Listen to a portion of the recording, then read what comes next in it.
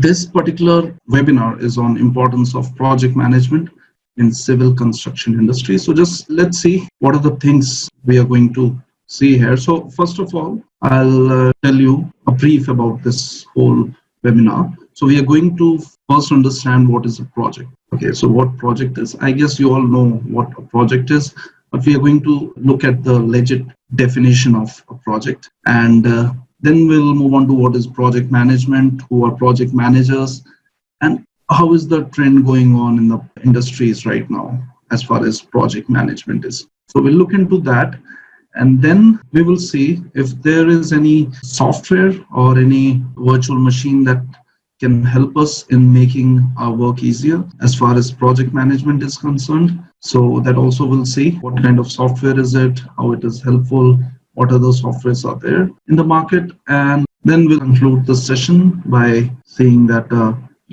whether these softwares can be helpful to us or not. So without wasting any time, let us start with this. So what is a project? So before this, I'll let you know that project management is actually standardized by an institute which is in US, which is called Project Management Institute. That's a worldwide known institute, and they provide guidelines and standards on project management. So the definitions that they provide, everyone has to follow those definitions. Like those are the definitions that everyone know, and lots of research is going on what is project management and all that, coming on to a standard definition. So whatever definitions I'll be showing you about project management are as per PMI, so Project Management Institute, and they have few guidelines that they have generated, like PMBOK. I guess some of you might have heard of that.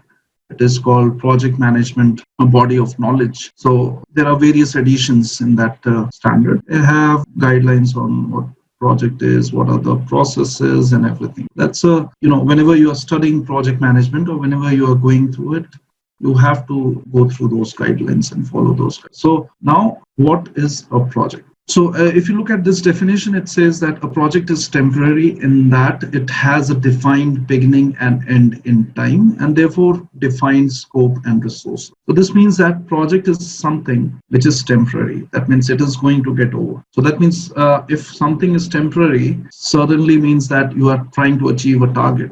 You are trying to achieve a goal. That is why every project has its own goal, has its own scope, I can say. It has some scope that you have to, achieve. In order to achieve that scope or goal, which I'm talking about, you have to deal with time, you have to deal with cost, and you have to deal with your resources, what you're using, you have to deal with people, maybe included in that resources. You have to deal with environmental conditions, you have to deal with social issues which might arise, political issues. Lots of things are there. So project is not, a simple thing as it looks like by the definition. It's not that simple. Even if you talk about this particular webinar, so like Roshan has arranged this webinar. So it was a project for him, gathering all the students, talking to me regarding this, arranging all the webinar links and everything. So it was kind of a goal that we have to conduct a webinar at this time, and it will be this much long. It is going to get over at this time. So these are the goals or scope of this particular project, which was there. So to achieve this, he had to do lots of things, arrange lots of things. So those were the activities that he had. And there was time involved, resources involved, people were involved from both the sides. So it was a kind of a project. It is temporary because this will get over. This webinar will get over at some point of time. So that is why it's temporary, because once a goal is achieved, it's over. It has a certain beginning and it has a certain end. So you can, that it starts at 8, it ends at 9. So there's a certain start and end. So this can be called as a project. This is the best example you can get what a project is. You look around your environment, wherever you are, just look around, you'll find projects everywhere. Suppose your birthday is coming, so you want to prepare your birthday cake or something at home due to this, lockdown or COVID-19 thing. You can't buy from outside. You don't want to buy from outside. So you have to follow a few steps, few activities, a few tasks you have to do, which will take certain amount of time. So once that cake is prepared, your project is over. There are projects everywhere. You're surrounded by projects. But the thing is, Few projects are small, few projects are big, few projects are important, few projects are not that important, few projects can get you profit, few projects cannot get you anything. They won't give you profit in monetary terms, maybe in some other terms it can. There are different kinds of projects going on around the world. Now, in civil, if I talk about civil structural engineering related to construction field, everything, whatever happens in construction, whether it is construction of building, construction of bridges, construction of railway tracks, construction of metro, everything is a project in our case, in case of construction, because everything is unique.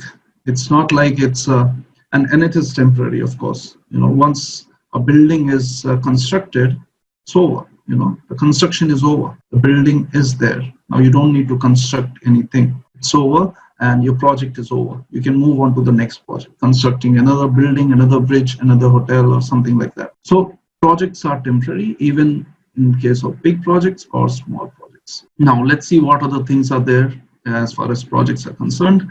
And a project is unique in that it is not a routine operation. So you have to think that project is not something that you do every day throughout your life. It's not like a regular job. When you go to your office, you do some work, you come back to home, you go back to your office, you do some work again, you come back to office. So that is not a project you're doing. You're actually involved in some operation. Operations means a repetitive task. So projects are not operations. Operations is like manufacturing of car, mass manufacturing of car, mass manufacturing of mobile phones, smartphones and all that. So that is operations. That is not project. You're getting the same smartphone again and again at the end of the assembly line, even in case of cars. So that is not a project. That is operations, where you're getting the same product again and again. So nothing is unique, nothing is temporary. It's just going on and on.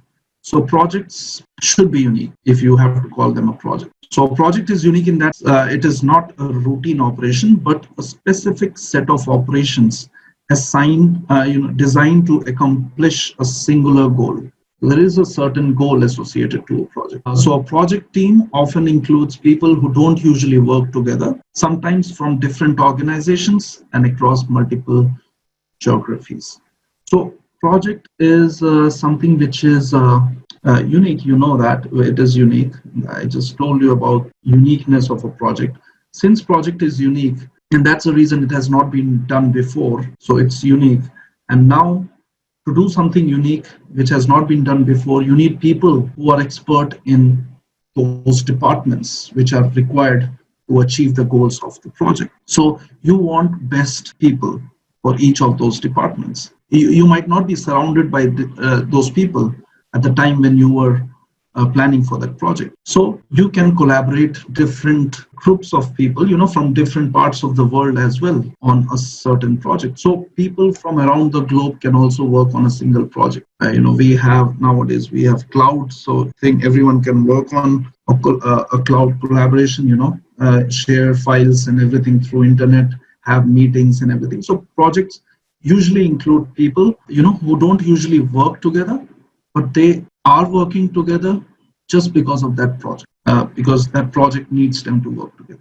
So once that project is over, maybe they will go back to their regular work, or maybe they'll move to the next project. So this is what happens. Even in construction of a building, you have billing engineer from somewhere, a surveyor from some other contractor, or maybe subcontractor.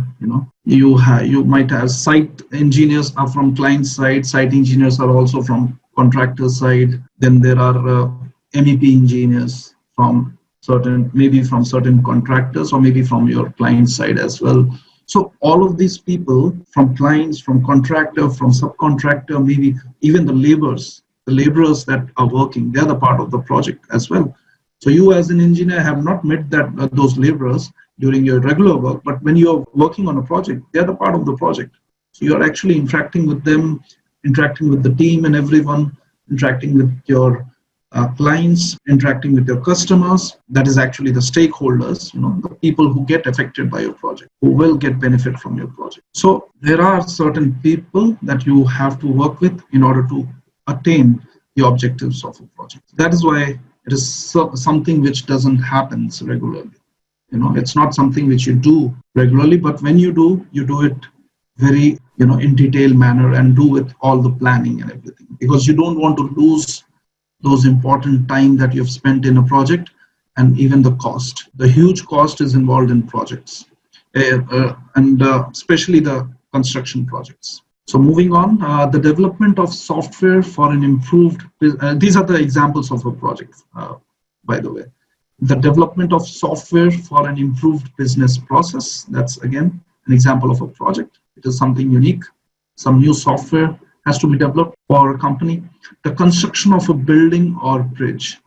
So as I told you, if you are a civil engineer or structural engineer, or related to construction field, whatever you do is a project. You're working for a company which is into construction of buildings, real estate and all that. You will be working on projects regularly. Then bridges are also projects. The relief effort after a natural disaster, that is also a project. Whenever there is a natural disaster, let's say tsunami or earthquake, something like that, or maybe floods, cyclones, which is very common in these months. So what happens is getting the relief effort to the people who are affected by the natural disaster, getting the help and everything is also a project. You might have seen in news channels that the army comes, people from the natural disaster agencies, they also come, and they all collaborate to work on a particular goal. And the goal is to provide relief to the people. So that is also a project. So you should not think of project as, a stereotype thing, which is, just construction or project. Just construction of a building is a project. Construction of a bridge is a project. No, everything where a goal is involved, a scope is there, and people collaborate to work together for a certain amount of time within a certain amount of budget or cost is a project. The expansion of sales into a new geographic market. And all must be expertly managed to deliver on time, on budget results, learning and integration that organizations need. So our only goal to deliver a project is that you deliver the project with whatever quality or scope you have initially planned for, and also to take care of the time factor, the cost factor. That means you deliver the project on time, you deliver the project on budget, whatever the planned cost was assigned to that project. So if a project is assigned $1 million budget, so that should be, at the end of the project, if you find out all the cost that you have incurred in that project, it should be more or less $1 million only, not more. You try that, get that less than $1 million, and that would be some savings, but you don't want to cross $1 million in that case if the planned cost was $1 million. So that is how all the projects work. You try to submit the project on time, you try to submit the project on the same budget that you initially decided. Learning and integration that organizers need. So you might have seen that most of the government projects, they fail to deliver, on time and on budget, as we see in news channels and all, like the project got delayed and all that. So the only thing happening there is, it is maybe due to the people who are not working as a team. There is not a manager or project manager who can manage these projects well.